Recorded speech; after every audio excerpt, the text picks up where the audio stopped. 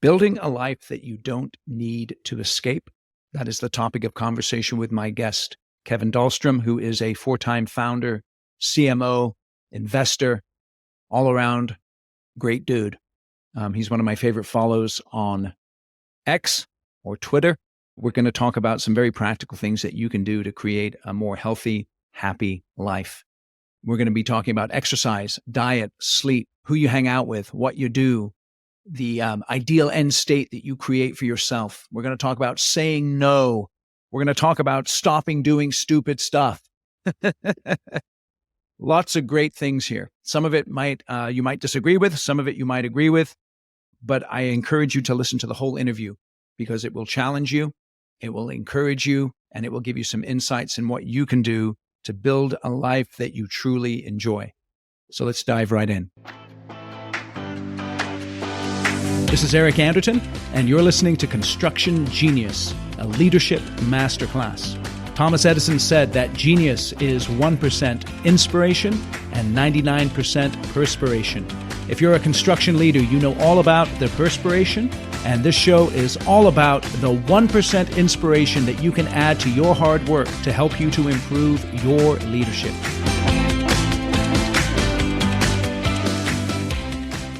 Hey, Kevin, welcome back to Construction Genius. Hey, Eric.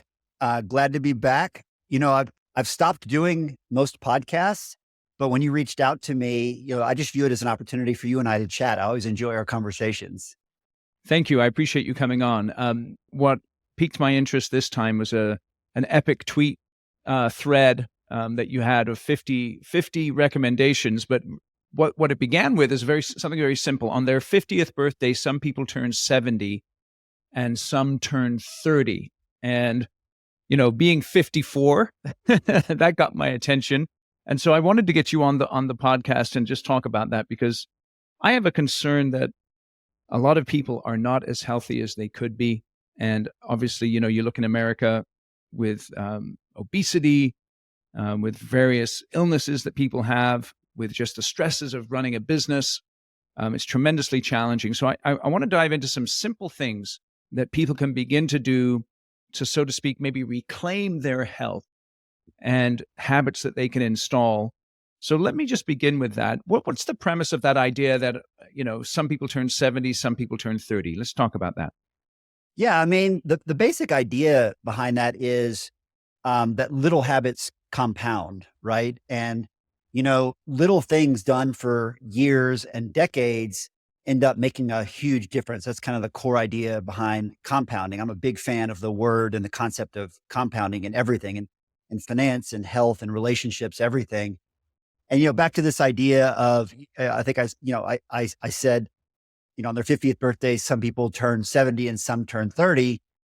If you ever want proof of that, just go to a 30 or 35 year high school reunion, which I did not too long ago.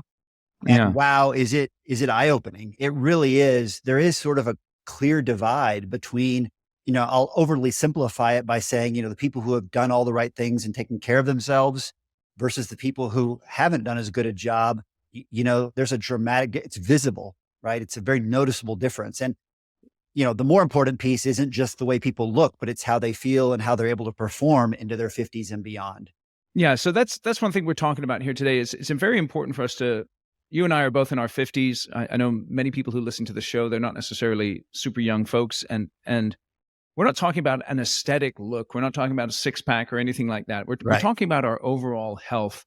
And just give us a little bit of background on yourself, Kevin, because, some people may look at you, if you're watching the video, you're wearing, like a casual shirt, you're kind of kicking back at the house. It can be a lot of, well, that's easy for you to say, Kevin, but I work 60, 70 hours a week where I have tremendous responsibilities. Give us some background on how you began to build your habits and where you've come from in your life. Yeah. So, I guess I'll just kind of give the 1 minute version of my sort of way background and then talk about some of my health habits I've developed over the years. So, my background is, grew up in a small town in Texas, kind of a rough childhood, chaotic, went to college. And, I'm a Gen Xer, and in my generation, we're the put your head down and grind generation, right? So we don't ask questions. We just put our heads down and go. And so that's what I did when I got out of college. I, kind of worked my way up the corporate ladder over years and decades, and ended up becoming a chief marketing officer of 3 public companies and another large growth company. Along the way, also started 4 companies, had some exits. So, on Twitter, my bio says, I learned everything the hard way, so you don't have to. So whatever the listeners of this podcast are thinking, or whatever circumstances they're in, I've probably experienced it myself. And to be honest, until I guess maybe my mid 40s, I was that guy. I was grinding it out in the executive suite at a large public company, didn't have the best balance in my life, was financially more successful than ever, but the least happy I had ever been. And, transitioning now into health, health was always something that I recognized was important and did invest time in, simply because I wanted to perform my best. As you said, for me, it was never about aesthetics. I see guys who, want to get jacked or want to put on a bunch of muscle mass. And what I observe when I look around is that the fittest guys in their 50s and 60s and beyond really weren't focused on being a bodybuilder. They were just focused on being as healthy as they could. And that usually means actually being lean, where you're not going to look super ripped. You might be pretty strong, but you're not going to be a bodybuilder type. So anyway, I just learned over the years, as I said earlier, what it is, there's no silver bullets in health. It's a lot of little bitty things done right and then compounded for years and decades. So, it's eating, a good diet. My rule of thumb is I try to eat what I call an 80% clean diet, because for me, it's not realistic to be 100% disciplined. I'm not even sure that's healthy psychologically or physically. Yes. So, try to eat 80% clean, but then, I also have made exercise an increasingly large part of my life. And the way I think about it is, what you really need to be able to do as you get older, and this is something that you maybe can't do right away, but you can plan for and transition to over time. The older you get, I always say you got to tighten the screws ever tighter. You have to devote more and more time and attention to your health. And for me, that means, I get outside a lot. I do a ton of exercise. It's easy for me because I've had a lifelong passion for rock climbing, and I live here in Boulder, Colorado, where rocks are I'm looking out the window at rocks right now.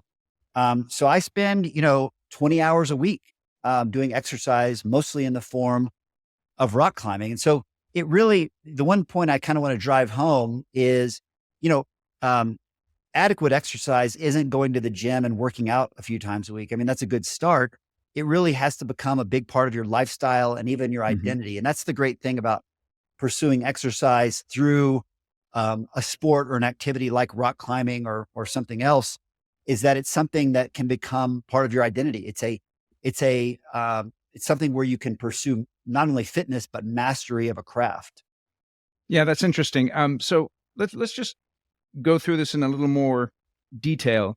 Sure. You throw out a number like 20 hours a week of exercising, and we may be getting some eye rolls here from folks who are, they're already working 50 hours a week. They have tremendous responsibilities. And again, sometimes you listen to these podcasts and about health and fitness, and you and I are practitioners perhaps, but we're not experts.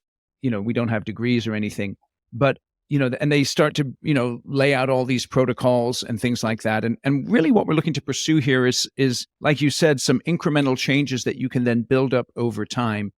And I think you say it really well, where you found a particular passion that you enjoy, and that then helps to motivate you in terms Right. of getting that exercise on a regular basis. So how can someone begin? What are some of the baby steps that someone can take? Let's say they're 40 years old and they're beginning to see that, I got the dad bod going on, or the mom bod. Sure. Yeah. And sure. I know that this is not sustainable. I'm not feeling great. What are some incremental beginnings that people can take? Yeah, that's a great question.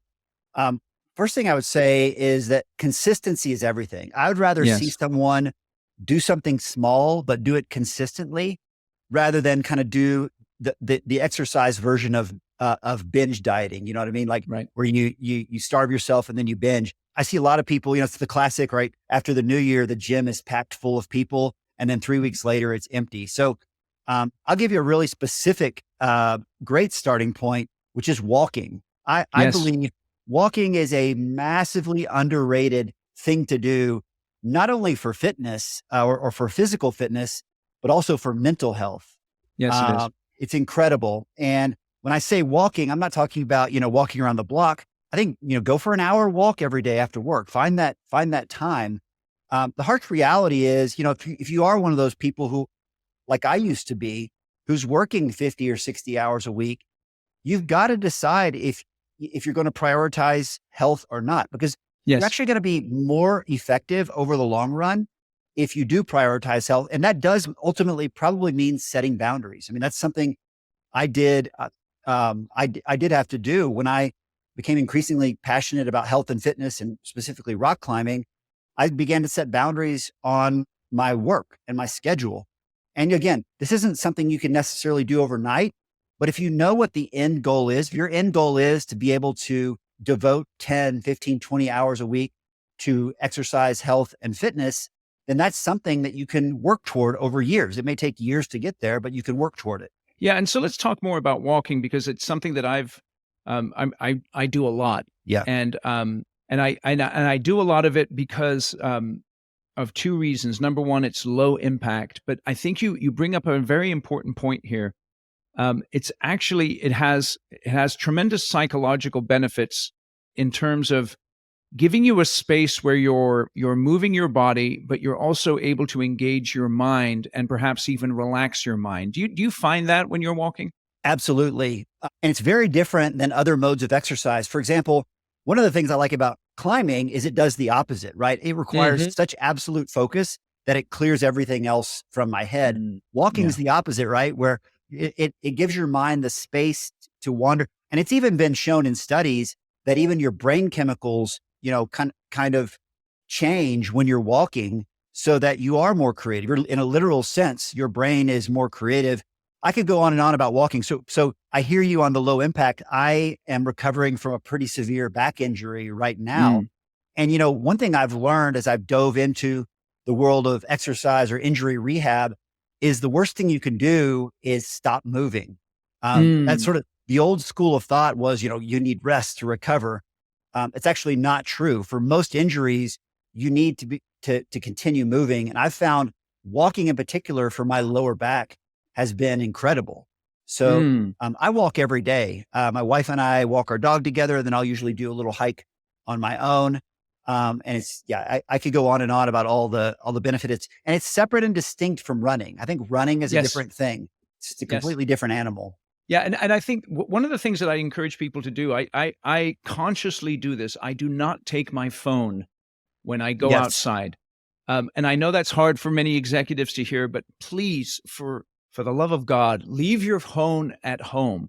Yeah. And turn off your text notifications if you have the Apple Watch that sends you texts, and simply get away. Because one thing that Kevin hit on that is tremendously important is it gives your brain space to process stuff. And you may have ideas and insights into the issues that you're facing while you're walking that will be tremendously beneficial to you. But if you spend your time distracted, I see that when I go walking, people sitting there on their phones. Please, guys, put your phone away for half an hour to an hour a day and just stay focused, or allow your mind to be free. Yeah. And by the way, I can speak to your audience a little bit on that because I'm the world's biggest offender on that. Yep. And it's honestly, when people ask me what my number one personal struggle is, that's usually what I cite is being able to set the phone aside and be present in the moment for whatever I'm doing. Yes. And it's much easier said than done. But as you said, especially for anyone that operates at a senior level, a lot of what you're doing is big thinking, creative work, and you have to create space for the magic to happen, basically. So going on a walk, that's a great way. Like you talked about, how do you start with like something small, a habit that you can build on?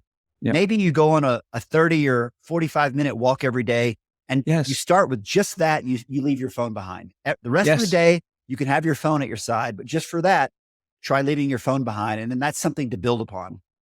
And what you'll find if you do that, you'll find you're actually looking forward to that time, because it's the one time where, it's not by your bed. You know how addicted we are to these things, and Right. you're away from it, so you can't get it, and you'll find it to be super helpful. Now, what I'd like to do is come back to this idea of rehab. It's really interesting what you were saying about rehab through movement. So, and I know that there are folks listening to this who have lower back issues and all these kinds of things. Tell us a little bit more about that, and how you sort of gained that insight that movement is critical to your rehab. Yeah. And first thing I'd say is I started writing about my back injury on Twitter, and the response was overwhelming. It's so pervasive out there. I mean, Yes. I'd say most people who are our age, and in many cases much younger, have either lower back or knee issues. It's Right. pervasive. And have become a huge evangelist for what's called now mobility training or mobility exercise. And Yeah. what mobility basically, the basic idea is that you cure these things through movement. And the best way I can summarize mobility, it's in many ways similar to yoga, but it's more like doing specific movements, but under light load. So the Mm. core of my mobility routine, for example, is an exercise that's called the anti-aging exercise. Hmm. It's called the deep squat. And you can imagine what a Mm. deep squat is. You literally Yep. squat down deeply, do reps of that. When you do that under a light load, it's hitting it's hitting your feet, ankles, knees, hips, lower back, shoulders, and it's providing stretching. It's building strength. That is, strengthening those ligaments, those tendons, those muscles in those injured areas is the key to recovery. And look, I've tried everything. I've spared no expense. Everything from acupuncture, dry needling, shockwave therapy, laser. I've tried steroid injection. Like, you can go on down the list. I've tried it all. And nothing has been as effective as consistent mobility exercise for any of my injuries.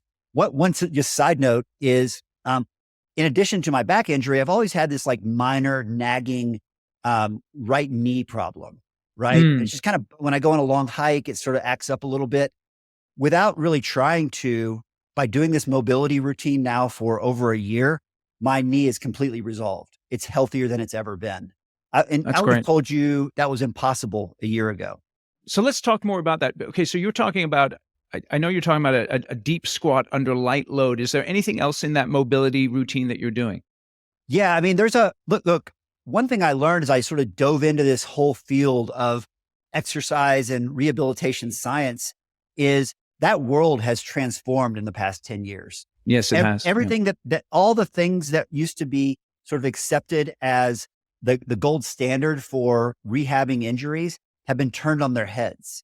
Yep. And it's all about mobility now. So what I'd say to people out there is, if you've got a chronic injury of any kind, go find a good PT who is well-versed in these modern mobility techniques, and Yep. they'll give you a program. And I'm talking about, it's a 30-minute commitment every day.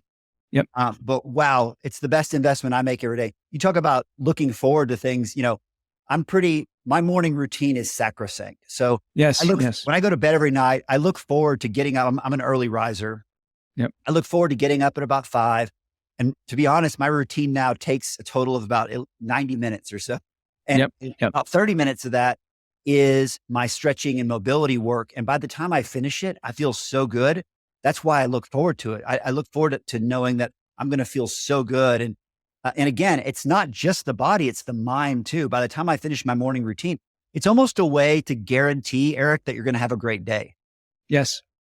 Yeah. So it's so interesting because, this idea of routine is very important. And again, Kevin throws out 90 minutes and you may think that's totally insane, but we're not giving you here, you must do this. We're talking about incremental changes compounded over time. And so if it was only 5 minutes or 10 minutes, that's a great place to start, if that's all you can do right now. But I want to go back to this idea of the light load. I just want to hit on that, because when you say light load, what does that look like in your mobility? I'm just curious. Yeah, that's a really important point because, look, I see a lot of guys out there, especially younger guys, who like to post big weightlifting numbers, right? Yeah. And so I'm gonna pick on that strategy a little bit, because and this is probably going to be a little bit controversial because I'm guessing a lot of your listeners enjoy lifting weights and lifting Sure. heavy. The Yeah, problem with definitely. that is pretty obvious. It's just not sustainable, right? Yeah. When you're lifting heavy loads, you can get away with it when you're young, but over time it's a guaranteed injury that tends to become chronic. So Yes. when I talk about light loads, I'll give you an example. So when I do my deep squats, I do 3 sets of 12. Hmm. One is body weight. Yep. One is with a 25-pound dumbbell and one's with a 50-pound dumbbell. Yep. And so, I never go heavier than 50 pounds, which that's, as you know, Eric, that's a tiny weight when you're doing Yes. squats. Like, Yep. there's people out there, throwing hundreds of pounds on their back. And, of course, proper form is critical. And believe it or not, if you do these things with proper form, it's actually pretty hard. It's not as easy as it might sound to No. just throw around 50 pounds. Yep. Yeah, and one thing that I've done recently, it's made a tremendous difference actually when I go walking, is I bought a weighted vest, and there's a bunch of different ones out there. And I found that walking with a weighted vest, it's like a 20, 25-pound vest, has had a tremendous impact on my core strength. Mm, And it's done so without me even noticing, if you know what I mean. Because it's yeah. it's a really good vest. It's one of those zip up ones, and it's tremendously helpful. Well, you're killing multiple birds with one stone there. So that's a form of what they call rucking, where Yep. you're carrying weight while you're walking. And that's incredible. Zone 2 exercise has so many benefits. You talk about the core, if you have back issues, strengthening your core in the proper way is the key to getting better. And one thing I'll just mention is Dr. Stuart McGill out of Canada is kind of the preeminent expert in back rehabilitation. He's got a set of exercises. He's written several books you can find on Amazon, but he's got a set of exercises that I do probably at least 5 days a week. And again, it's a 10-minute set of exercises. It's called Stuart McGill's Big Three. And Hmm. it's a simple set of exercises that really makes a big difference. And they're designed so that they're not dynamic. So all these core exercises he prescribes are static, meaning you're not tensing your core muscles while moving them, which tends to cause injury. They're all kind of Yes. static. Huh. Interesting. Yeah, I've just pulled it up. The McGill Big Three. So that's MCGILL. So if you want to search that out, Stuart McGill with those big 3 exercises. Now, when you talk about back problems, I think one of the reasons why some people have back problems is because they're too heavy.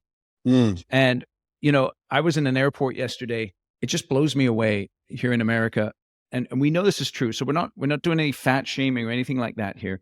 But people are just too fat. Yeah. We just weigh too much.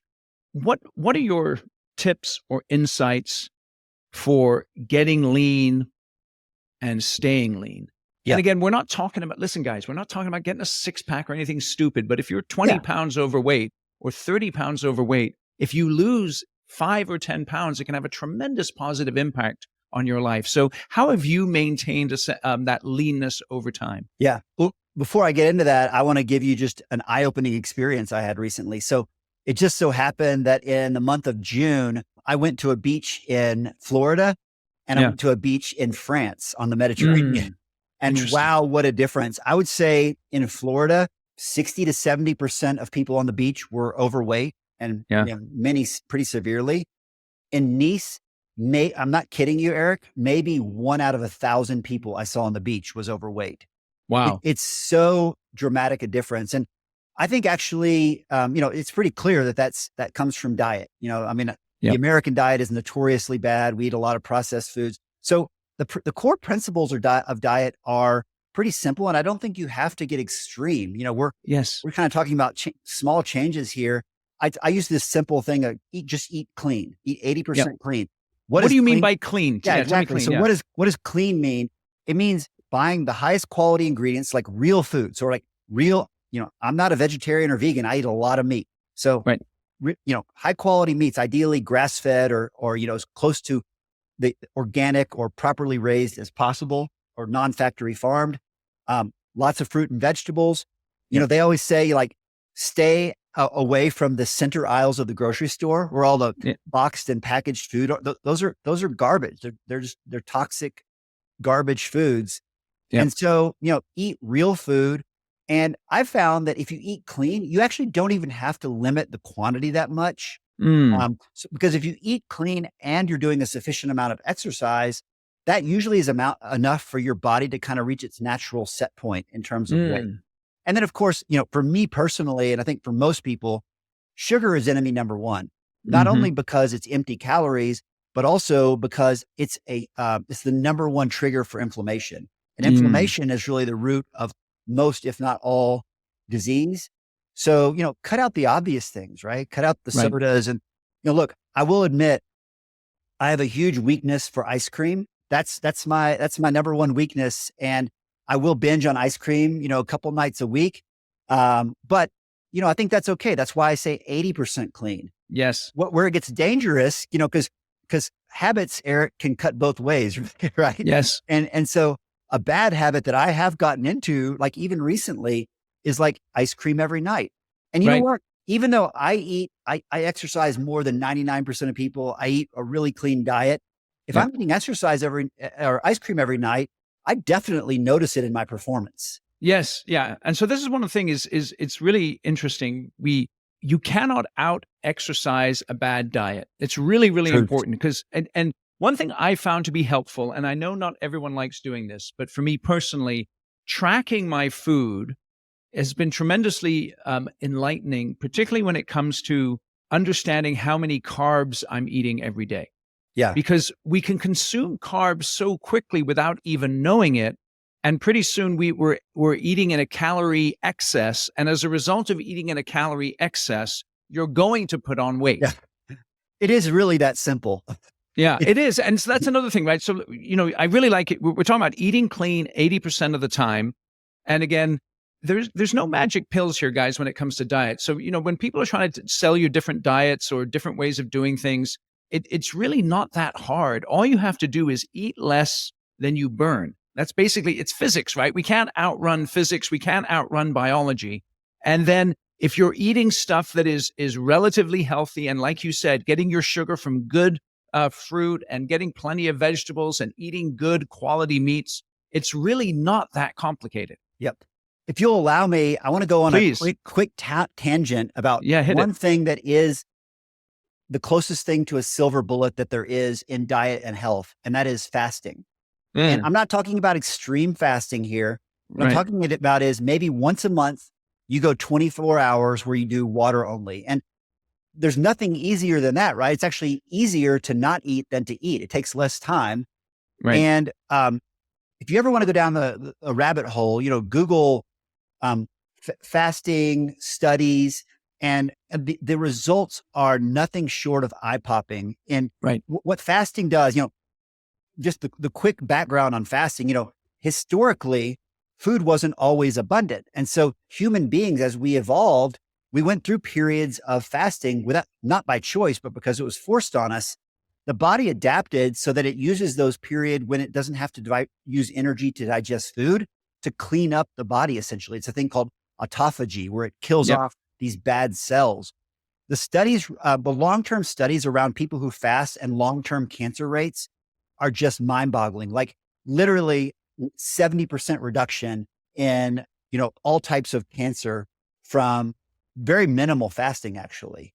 Yep. Go read the studies for yourself. So that's my one plug. That is the closest thing to a silver bullet. If you want to get a jump start, do a 24-hour fast. A lot of guys in particular, one 24-hour fast, they'll drop 5 pounds. Yeah. Right. And then you're off to a great start. And as you know, Eric, these are all momentum games, right? Yes. Yeah. So it's really interesting because again, just real quick on the 24-hour fast, you might be thinking, man, I can't go 5 hours without eating. But if you sleep, right, you're 8 hours into your 24 hours right there. Yep. And then just sustain that through one day. It's very, very possible, believe me. I want to kick over to this other thing though. One of your tweets, you said, and I'm gonna read it here. It's stop drinking even in moderation. People find all sorts of ways to justify drinking, but there's no escaping the simple fact that alcohol is a toxin and it limits your potential. People who lead rich, full, health-centered a life don't have space for alcohol. Now, I know that's going to trigger some people, but tell me why are you so adamant about that? It's taken a lifetime to reach that conclusion, first of all. So I'm not going to represent Yep. myself that I've been alcohol free for decades. Look, I enjoy a good drink as much as anybody. It's fun. Yep. It's a social lubricant. I've had some great It creates great memories. But also, if we're being honest, if you think back on some of the dumbest things most people have done, they stem from alcohol use. And just the truth is, and this isn't really an opinion, it's just statement of fact, alcohol is a toxin. It just Yep. is. Yep. There's nothing positive about it. It degrades your performance in all ways. And yeah, can you get away with a few drinks a week? Sure. I think so. Is it, are you performing optimally? I would say also no. The fact is, you're not going to perform your best. And that's especially true. I don't know if you found this too, Eric. As I've gotten older, I've noticed that I'm more and more sensitive to alcohol as well. It takes Yeah. me longer if I go out and have, 3, 4, 5 drinks, I don't feel good all of the next day. Whereas, when I was 20 years old, I could go out and have 6 drinks and next morning I'm playing basketball, right? And I Yeah. feel by noon, I'm feeling 100%. And so, look, again, back to this idea of small habits and compounding. It's just like ice cream, right? It's like, I often do this math in my head. It's like, if I have ice cream 3 nights a week, that's 150 times a year or 1,500 times over a decade. That makes a difference. That starts to make a difference. It might be Yes. small, but you add that habit with 20 others just like it. And it's, a buddy of mine calls it stacking the pancakes. Those things add up and gets to a tall stack pretty quickly. Yeah, it's interesting. I know I stopped drinking a number of years ago. I think it was like three or 4 years ago, and it's had a tremendous positive impact. And again, I'm not saying this as a sort of a, you must stop drinking. If you drink, you're an evil person, because I don't think that's true. Yeah. And I, like you said, it is possible to drink in moderation, but that idea of it being a toxin, it's really, really interesting to think about that and to understand that when you are drinking, you are poisoning yourself to one degree or another. And you might want to reflect on that in terms of how it affects your health moving forward. I think maybe the most important point I can make is for many years, I would have called myself a casual drinker, right? I didn't Yes. drink very much, but I'd have a drink here or there, go have a beer with my friends, whatever. And I found that was a slippery slope. Yes. It's really hard to be a casual drinker because you're always having this internal debate. Should I have another drink? Should I not? What blew my mind, Eric, is when I stopped drinking completely, it's actually much easier to not drink at all than to be a casual drinker because there's no decision to be made. In fact, early on, when I first stopped drinking completely, I would say in group settings, I would sometimes say I'm sober, which, Right. sort of has an implication to it that doesn't apply to me. Yeah, But yeah. man, people will lay off immediately. There's no more Right. peer pressure. But Yeah. I really I've found that just saying I don't drink, there's no decision to be made. There's no pressure. Yeah. There's none of that. And the good news is, you'll remember this, when I started my career, it would have been kind of unusual and maybe a little awkward to go out for a business dinner and not drink at all. Like you would have been sort of an outcast.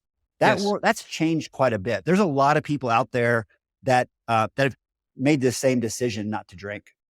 Yeah, it's really interesting because I agree that that's the case. And I know in construction particularly, and there's a lot of heavy drinking that goes on in construction. And again, I'm not saying this to be some sort of scold or anything like that. Each person needs to make their own individual decision, but there is a tremendous benefit. And I want to make a point here, and this is really important because this goes beyond drinking now. It's this idea of the internal debate. And I think that's tremendously powerful because one of your tweets, it was number 19, it says, "Stop doing dumb things." As Leo Tolstoy said, people try to do all sorts of clever and difficult things to improve life instead of doing the simplest, easiest thing, refusing to participate in activities that make life bad. Yeah. There's so much focus on all the smart things we can do to get better, faster, healthier, richer. Yep. And no one ever talks about just avoiding dumb things. It's funny you bring this up because I was just on a walk with my wife right before I stepped into this podcast. And we were talking about how, we haven't always made the greatest decisions, but Yes. one thing we've both done a great job of is not doing stupid things. Right. Yes. And there's a whole lot to be said for just avoiding the things that are going to make your life miserable. Easier said than done. Yes. But it's a huge part of having a great life, in my opinion. Yeah, so it's this interesting thing about the internal debate again. So I think it would be interesting just for the listeners here, think about those 2 or 3 things, those habits that you have that require that internal debate. So, I have an internal debate sometimes about exercise, but that's a positive internal debate, right? Am I going to go or am I not going to go? Right. But what you described about alcohol, just going back to that, it can be applied to alcohol. It could apply to a variety of different choices. But most of those negative internal debates happen when the choice that we're going to make is one that has potential negative impact on us. Yeah. And you know what we're talking about really here, Eric, is playing the long game. Mm. The older I get, the more I'm interested in long games and very uninterested in short-term outcomes. Yes. There's a great quote from I think he's a Russian power lifter named Jerzy Gregorek. You've probably seen it, where he says, hard choices, easy life, easy choices, hard life. Yes. It's so simple and so true. It's like in everything you do, just playing the long game, extrapolating these decisions out over months and years and decades. And what does that look like? Hey, this is Eric, and I know I'm enjoying this interview with Kevin. I hope you are too. Quick break. Here's my book, Construction Genius, Effective, Hands-On, Practical, Simple, No BS Leadership, Strategy, Sales, and Marketing Advice for Construction Companies. I get the title here, the Effective Hands-On title, from one of my clients who took my leadership course and said that Eric's stuff is effective, hands-on, simple, practical, and no BS. So go out to Amazon right now, buy a copy for yourself and for the leaders in your organization. If you buy 10 or more copies, shoot me an email, eric@constructiongenius.com, and I will do a 1-hour question and answers and bonus leadership training segment for you via Zoom. I normally charge $3,500 for that. You get it for under $200 just by purchasing 10 of the books at $19.99 each on Amazon. All right. Link in the show notes. Back to our interview with Kevin. And so it's really interesting, right? Because another tweet that you have here, and again, we're not experts on health, and we don't play them on TV or on podcasts, but you said something that it really interests me here. Avoid mainstream medicine except as a last resort. The results are in our healthcare, or more appropriately, sick care system is badly broken and only makes people sicker. Tell us a little bit more about that. Yeah, boy, I could go on about this for a long time, but I'll try to keep it short. Yeah. First of all, I take a little bit of exception with your disclaimer. Yes. I actually think I do consider myself an expert on health. Excellent. I've been studying it for 30 years. Yep. I don't consider most mainstream doctors experts on health. They have some expertise in sickness. Yes. But I'm not interested in sickness. I'm interested in avoiding sickness. And so what I say about our medical system, and I'm talking about kind of the mainstream, like medical industrial complex we're all familiar with. Yep. Our medical system is incredible for acute illness and injury. If I go into an ER and my femur is snapped in half, that's where I want to be. I want those doctors fixing it because they're really good at it. But as good as our medical system is at acute care, they're equally bad at chronic care. Mm-hmm. And chronic illness has become an epidemic. It's kind of finally starting to get us some awareness. Yep. And that takes many, many forms. But the problem is chronic illness. There is no silver bullet, right? And a lot of the things that doctors will prescribe to treat the symptoms do actually make things worse over time. They don't address the root cause. Yes. Because the real solutions for most chronic illness are the basics that you and I have been talking about since we started recording here today. Yes. So that's the thing. And I want to hit on those basics. And I think this is tremendously important. We've talked about exercise. Mm-hmm. We've talked about nutrition. We haven't yet talked about sleep. So let's hit on sleep at the moment, now. Can you go to the sleep, what you found with sleep? Well, sleep is foundational. And I'm laughing because it just so happens that last night after my wife and I went to bed, my 17-year-old daughter she was cold. So she turned the thermostat way up. Of course, she overcorrected, of course. Yeah. And so it was like 78 degrees in our room and I slept horribly. And you know what? I can feel it today. I woke up, I didn't feel sharp mentally. My exercises were tough.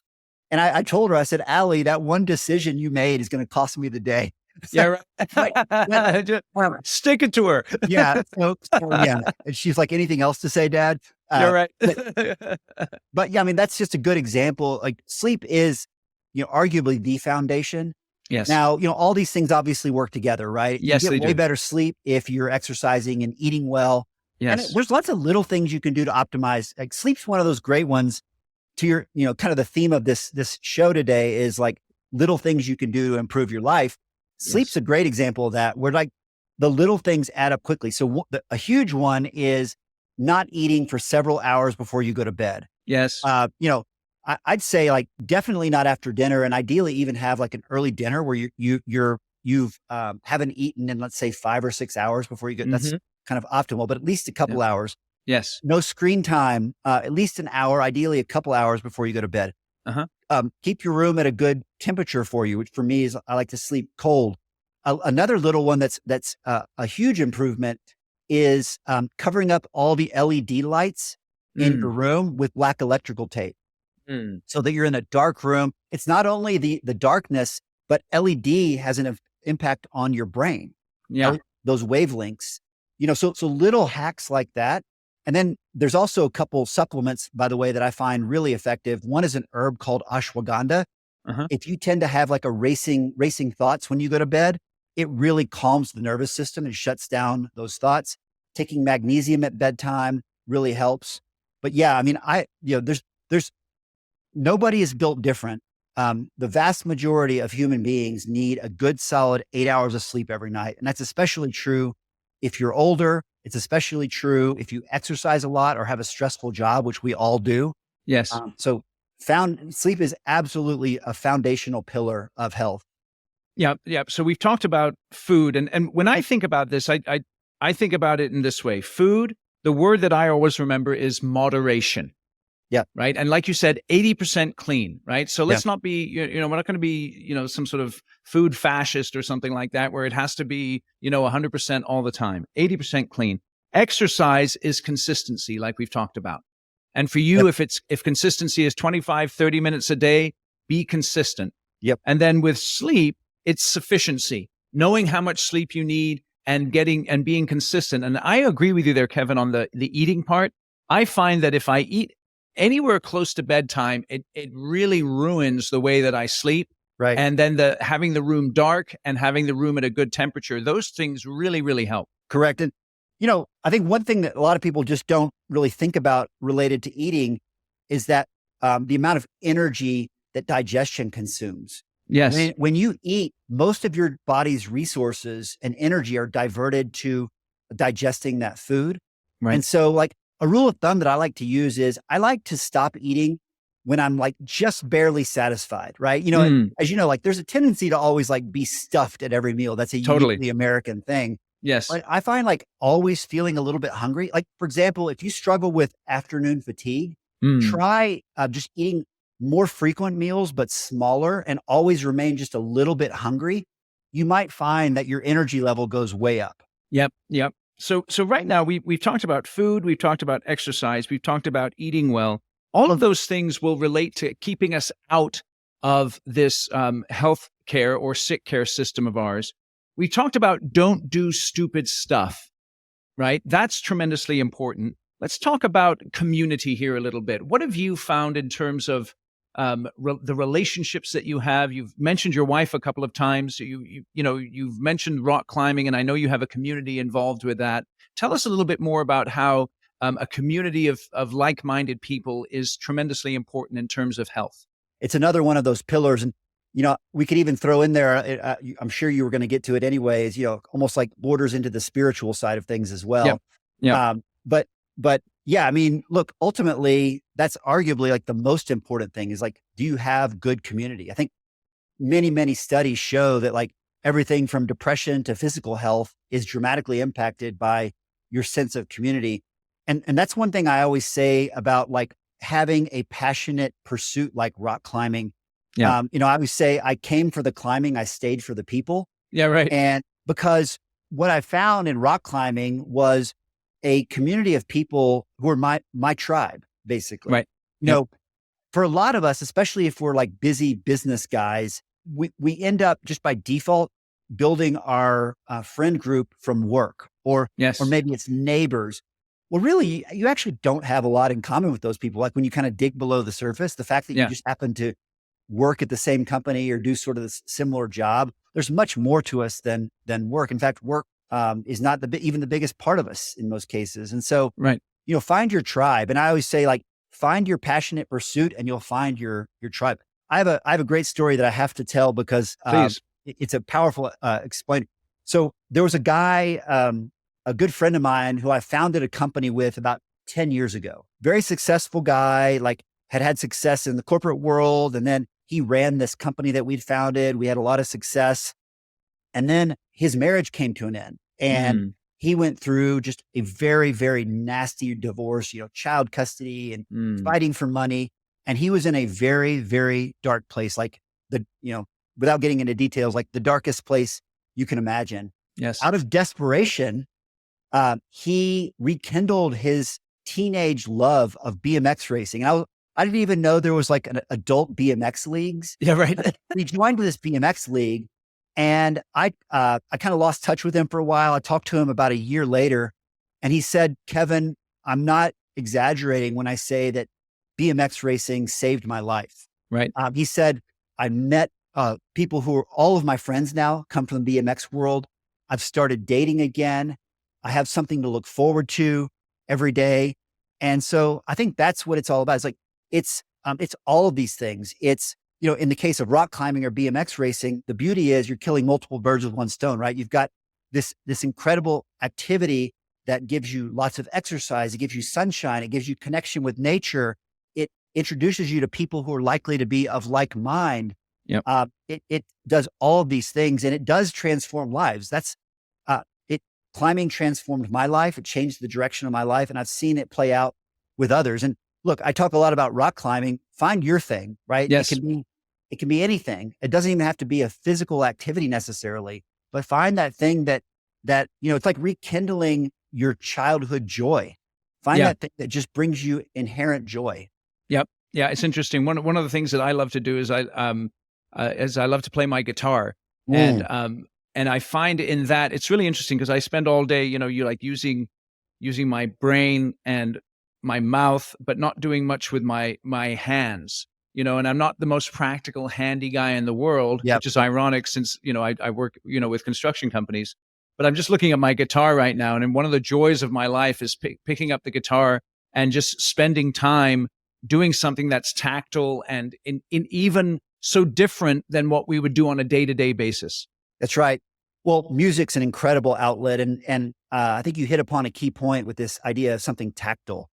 Like even going out in your backyard and building something, like build a Yes. shed, that is, it's a spiritual experience, is what it really is. Yeah, yeah, it's very interesting. And it's interesting. You one of your tweets, which I found really good, was this idea of the goal is not to retire and do nothing. And I'd like to talk about that because so many of us, we're in this sort of this swamp or this sea of, we're in America. This idea of you work 30, 40 years and then you retire. And I understand that, and I understand that's something that people want to do. What's your view on retirement and vocation and continuing to work and on all those kinds of things as you age? Yeah.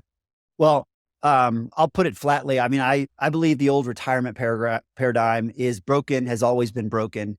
The idea that you, work, as you said, for 30 or 40 years, and then you reach, one point in time where you literally stop work completely. I don't think that's a healthy way to live. I mean, the, you know, the, what keeps us young and keeps us engaged is having challenge, right? But what you can do is you can move toward a situation where you can choose your challenges, when you Mm, can choose your work. And mm. so that's as good as it gets, in my opinion. You always want to, another one of my things with an 80% measure is I say you want to, nirvana for me is controlling 80% of my schedule. Now, why is it 80% and not 100%? Yeah, Because I still believe it's important to be on the hook, to have a little skin in the game. yeah, You yeah, have to, everybody needs to answer to someone. yeah. And because otherwise, what I've observed across many, many people who have had outlandish business success, financial success, and then they end up being miserable because they don't know what to do with their time. Yes. You always need to keep a little bit of hunger. You need to be on the hook for some things. Yeah, and it's interesting because we're we're not talking about living sort of an unstructured, undisciplined, just kind of do whatever you want, because a lot of what we're talking about here, it requires tremendous discipline and self-control and habit building. But once you begin to build those habits, then they become inherent because become habits, and there's sort of a freedom in that perhaps you haven't experienced previously. Yeah.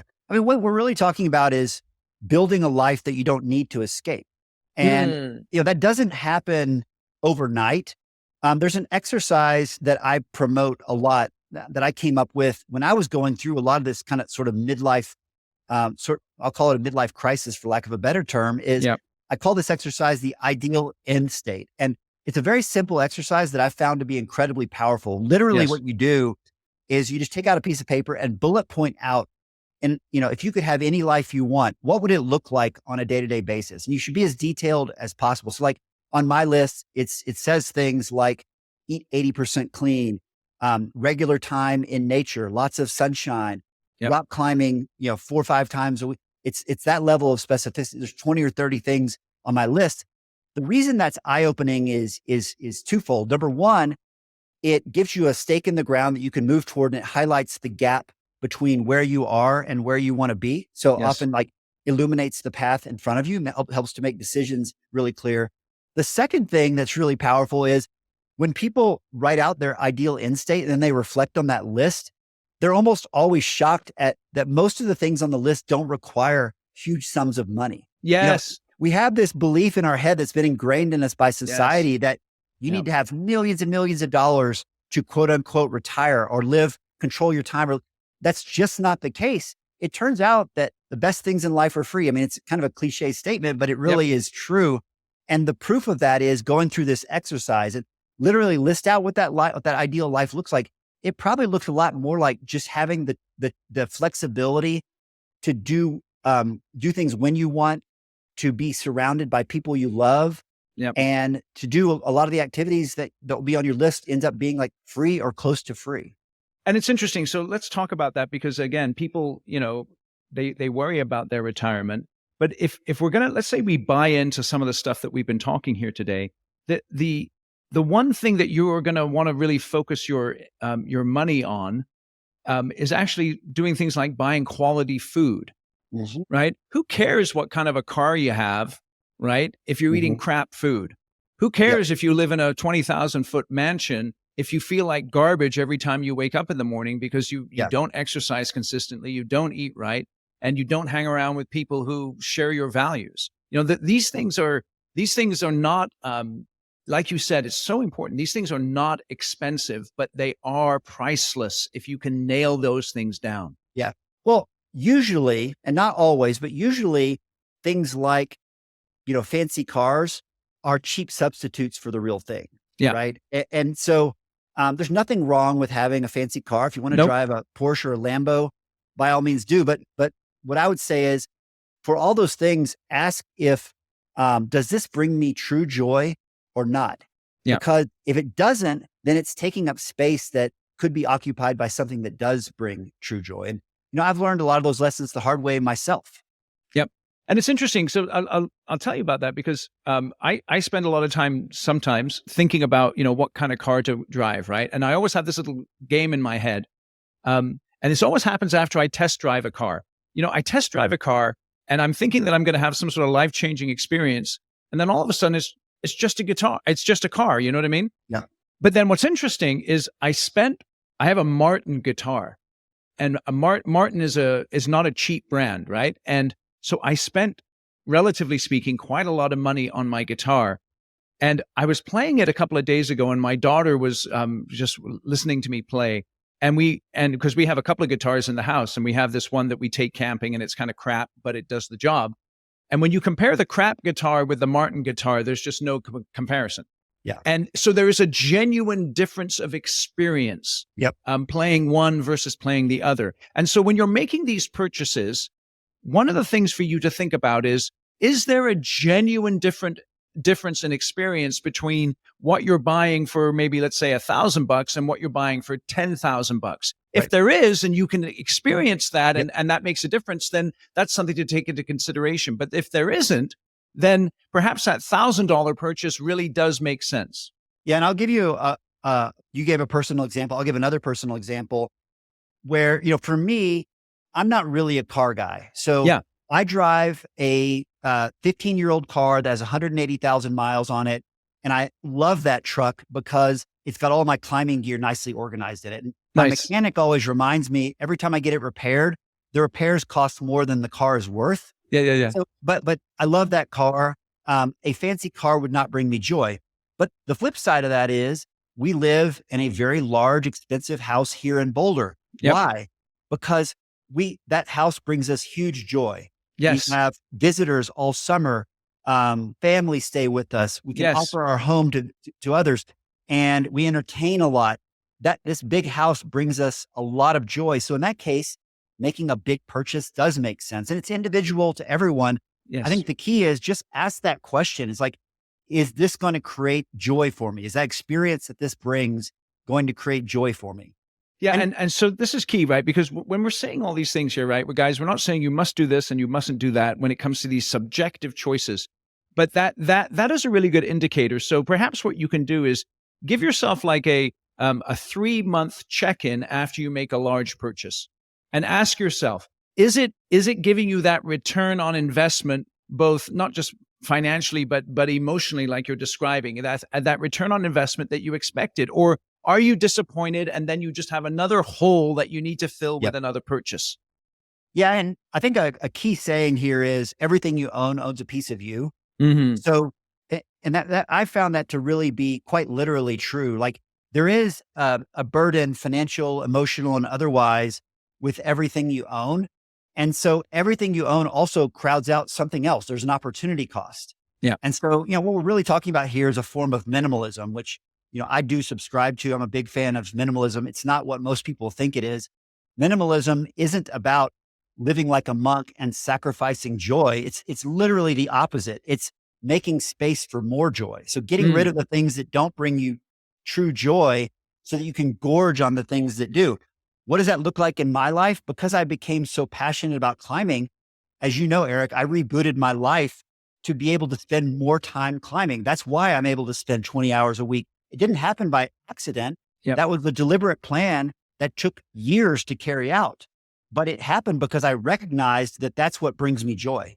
Right. And it's interesting because so many people think that they can't, like you said, reboot their lives. But there's one thing that you said, one of your tweets that was really, really important. And it's the one that says, say no, protect your time and energy like it's your most precious asset, because it is. Why don't we end our conversation here by you diving into that one key thing about saying no? Yeah, well, this is, I'll even expand it a little bit to a concept that I really love called the time billionaire. Yes. Right. And so if you're listening to this and let's say you're under 50, Yep. you're a time billionaire, which means you've got 1 billion seconds or more left to live in your life. Yep. And that really is, it's a finite currency. It's your most valuable currency. If you don't believe that, then let me pose this question to you. Would you trade places with Warren Buffett, who's worth $130 billion, but is 93 years old, I believe? Yep. The answer is, of course you wouldn't, right? Nope. No amount of money in the world can make up for that loss of time. And so really the only question that matters is, how are you going to spend your time? And to our earlier point, a lot of the things that bring joy don't cost a lot of money. They do require time. So that was kind of, that was the epiphany for me, is really reorganizing my life away from the pursuit of money at all costs and toward the pursuit of owning my time. Yes. That made a much bigger difference in my life. Related to that, the concept you mentioned of saying no, if time is your most valuable currency, you have to guard it like the precious resource it really is. Yes. And so it's easy to go through life and agree or give away your time for free, but that stuff adds up quickly. It's again, like an example of like compounding in habits in a bad way. I have a friend of mine, Paul, who has gone to the extreme of, just as a thought exercise, he says that his time is worth $1 million an hour. Yes. Right? And of course, that's an absurd thought. But Right. it makes the point that, yeah, if he's going to devote his time to something, it's got to be incredibly high impact. Yes.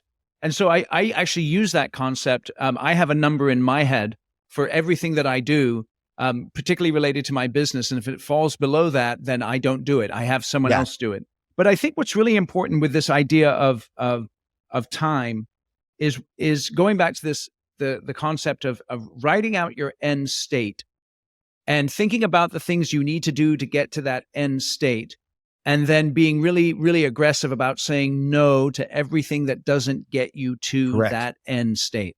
Correct. Yeah. I mean, I think I posted something actually yesterday on Twitter where I said, my number one piece of advice to young people, because I have a lot of young people come to me and Yeah. they want to get, my advice on a career decision or how they can build a great life or whatever. And my number one piece of advice is whatever you do, be deliberate about it. Like, don't just go with the flow, because it turns out if you go with the flow, most of what society tells us is just wrong. It is. Right? About what it takes to build a happy life. Yep. So be very deliberate. There's no one size fits all formula. There's no one path that's best for everybody. Yep. Choose your own path, but whatever you do, be deliberate. And also, it's never too late to pivot. If you realize you go down that path away deliberately and decide that you need to make some course corrections, you can do that. It's never too late to pivot. Yeah, it's cool you say that. I was watching a little video yesterday. This woman, it was just a shot of a time lapse of a woman on a treadmill, and when she began on this treadmill, she was severely obese, and it was over, and it wasn't right away. It was over 3 years, but she transformed from this severely obese woman to this beautiful woman, but it was because she showed up every day and got on that treadmill and took care of her business. Yep. And also that consistency in making the hard choice to course correct when you need to. I mean, Yeah. I think last time I was on your show, I talked about how I did this reboot and walked away from, a very large sum of money to gain control of my time and to have a life that was more aligned with my ideal end state. And that's not easy. Like, people will tell you you're crazy, but those hard choices are the ones that pay off the biggest. Yes. Yeah. Excellent. Man, well, we've got an hour. I know we could go much longer. Kevin, you've mentioned Twitter a couple of times. Tell people how we can get in touch with you, how we can connect with you. Yeah. Twitter, or I guess it's now called X, is my writing practice. I write about all the things I've learned, and you see a little bit of rock climbing in there as well. You can find me on Twitter. My handle is @Camp4, CAMP, the number 4. It's a rock climbing reference, not surprisingly. Nice. Excellent. So if you want to follow Kevin on Twitter, that's where he's at, or on X. Kevin, dude, I knew we were going to have a great conversation. We could go all day. I appreciate you coming on, and thanks a lot. I always enjoy our chats, Eric. Really right fun. On. All right. It's 10:40 a.m. on Friday, August 23rd. Just finished recording this interview with Kevin. Really, really appreciate having him on the show. And you know what I'm going to do right now? I'm going to go for a walk. I'm going to put on my weighted vest, get my dog, and go for a nice walk down by the river near my house. So I hope you do something like that as a result of what you've listened to here today. Make some changes in your exercise, your sleep, your diet. Think about the choices you're making that aren't good choices, that you have to have those internal debates about. Think about all that stuff, because it can really help you to work through some of the issues that you have in your life and build a life that you don't want to escape. Thanks to Kevin again. Thank you for listening to this episode. Share it with other people, and I'll catch you on the next one.